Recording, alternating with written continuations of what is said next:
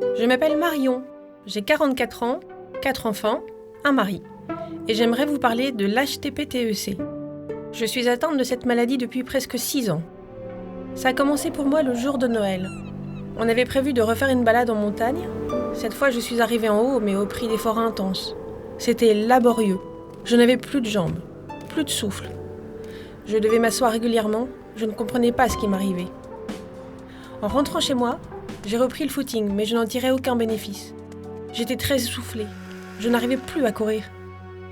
Moi qui n'avais jamais été malade, j'ai consulté différents médecins, en leur expliquant que j'avais des étourdissements, des palpitations, des douleurs thoraciques, des difficultés dans les gestes quotidiens. Et chacun leur tour, ils m'ont conseillé de prendre des vacances, m'inscrire dans un club de sport, perdre du poids. Il y en a même un qui m'a conseillé d'aller voir un psy. C'est très difficile d'expliquer qu'on s'inquiète juste pour un essoufflement et une fatigue. On se sent si nul.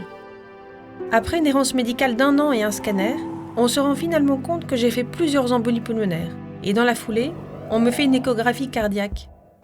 Le cardiologue me dit « Vous avez une hypertension pulmonaire thromboembolique chronique, aussi appelée HTP-TEC. » Alors je suis contente. Je me dis « Ça y est, enfin, je vais me faire soigner, je vais reprendre ma vie d'avant. » Mais ça ne se passe pas vraiment comme ça avec l'hypertension pulmonaire. J'ai donc compris que j'avais fait plusieurs embolies pulmonaires.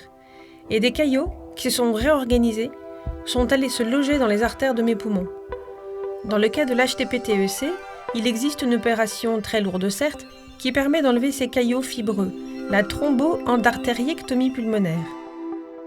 Mais pas de chance, au bout d'une semaine de nouveaux examens, j'apprends que je suis non éligible à cette opération. C'est une époque très difficile pour moi, parce que d'apprendre qu'on a une maladie grave, c'est une chose, mais de comprendre qu'elle est évolutive et incurable, c'est très difficile à admettre. Ce fut une période compliquée, mais qui n'a pas duré longtemps. Car finalement, ce sont juste mes poumons qui sont pourris, et ça ne se voit pas. Ma vie a failli être plus courte, et je veux maintenant qu'elle soit différente. J'ai donc décidé de mettre en place des stratégies avec une liste de 7 actions que je vous propose de découvrir.